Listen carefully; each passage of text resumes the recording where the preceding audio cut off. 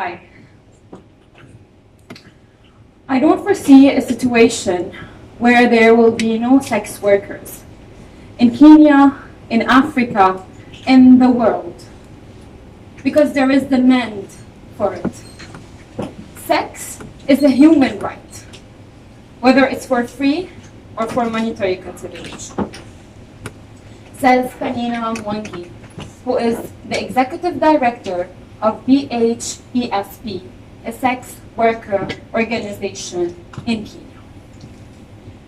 On the other side, I extract a quote from an article by Melissa Farley, who is a clinical psychologist and researcher, and Rachel Moran, who is an activist and survivor from Ireland, in which they say there is a huge, great deal of difference between coercing someone to make you a sandwich and coercing them to bend over and tolerate unwanted sex. I thought thoroughly about these two options. Is it sex work or sexual exploitation? Should we advocate to legalize it or to abolish it? Well, let's delve into that together. It all started in 2015. I was on a school bus, saw a woman on the streets, and then heard everyone on the bus laugh. At that moment, I didn't understand what was happening. A few years later, I realized that this woman was in prostitution.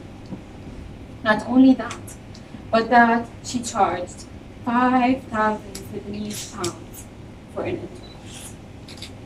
I repeat the number. It's 5,000 Lebanese pounds. That doesn't even buy you a sandwich in some places in Lebanon. At that moment, I had only one question in mind. Why would a woman do that to herself? But I got no answers. Up until I got the chance to get a job as a full-time caseworker with women in prostitution, and I started doing my master's in trauma psychology with a focus on prostitution. Then I started getting some answers. Haposcope, an agency that studies 50 black markets and activities in the world, studied the sex industry in 2015. They found out that prostitution is the second most profitable black industry in the world, with almost $186 billion spent on it yearly. And I repeat the number. It's $186 billion.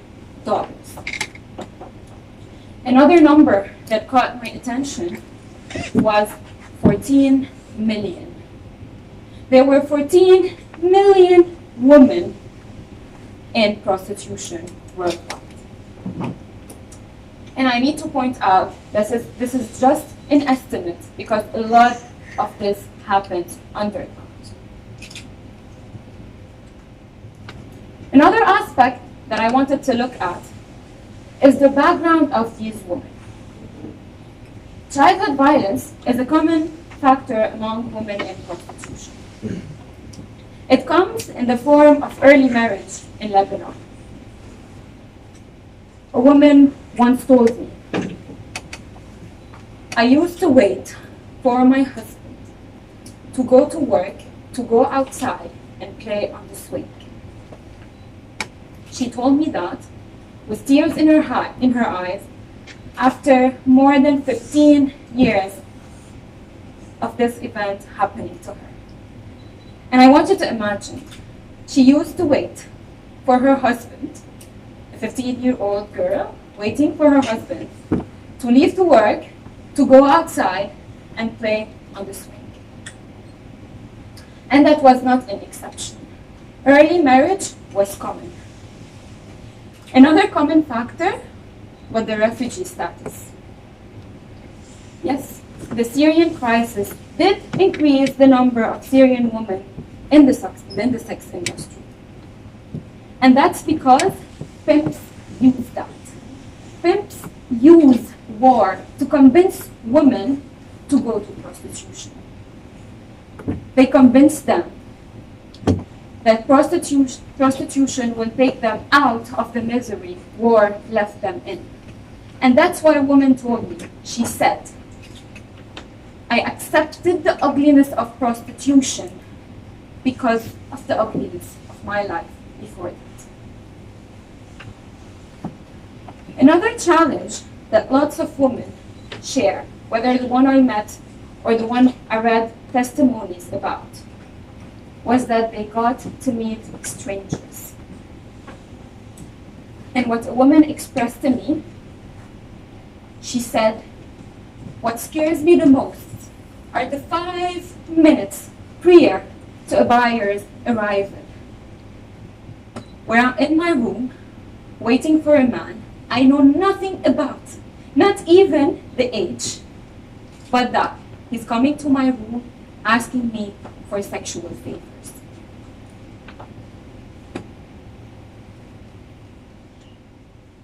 And this was repeated very commonly. I need to point out that these men are generally in a relationship, and they go to these women to vent anger and to prove manhood. I was told about weird and harmful practices requested. I was told about sessions of beating, torture, and humiliation. Well, you tell me you cannot generalize. And I'll tell you, in a study by Melissa Farley, 47% of women in a sample of 854 women across 9 countries mentioned being upset for having men ask them to do what they have seen in a pornography today.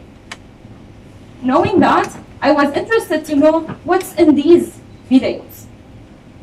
Well, looking at the most used website and going to the most viewed videos, I realized that these videos contain lots of abusive, discriminative, and extreme scenes.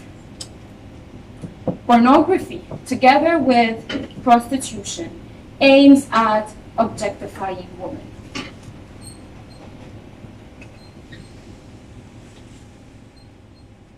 And this, the objectification of women was common in lots of scenarios I've heard. What's different between pornography and prostitution is that in pornography, women are filmed. And here comes what scares women the most. They are scared to be remembered in the sex industry. Here comes stigma. Here comes the fear of losing people they care about. The fear of losing their connections. And that's what a woman told me. She said, what scares me the most is to end up alone. She was silent for a few seconds, and then she said, but in fact, I did end up alone. She cried. She cried heavily, and crying was common. Another common factor was mental disorders, and this was also common in countries that legalized prostitution. In one study, 60% of women in Germany in prostitution showed having post-traumatic stress disorder. So what are we offering to women by legalizing prostitution? Women rather need our support. They need our support to exit the cycle of abuse. They need our support to leave this industry. And it gets worse in Lebanon where women are criminalized. And they get this conviction on their legal record for years. And this stops them from getting job opportunities outside the sex industry. I work with a woman whose only struggle was to find a job outside the sex industry. And she told me by words, this law wants us to go to the sex industry. This law takes us forcefully to prostitution. Now, going back to the quotes I started with, I totally agree. Humans have the right to have sex, but humans do not have the right to hurt others to fulfill their own rights. And why am I telling you that they are hurt? Well, because also, as I mentioned before, try to imagine someone forcing you to make them a sandwich and then having someone force you to have a sexual relationship with them. I really want you to imagine these two pictures. Imagine yourself at home, in bed, sick, and then have your partner ask you to make them a sandwich, and you don't feel like it. And then you got your partner ask you for a sexual relationship, and you don't feel like it. And now, try to imagine a stranger asking you to have a sexual relationship when you don't feel like it. For that, women need our support. No matter how feminist we try to make this world, it is a world that gives power to men over women. It is a world ruled by patriarchy. We need to support these women. We need to see what's behind prostitution. We need to listen to survivors. And they need the support because they do not want the sex. They want the money. And unwanted sex is rape. Thank you.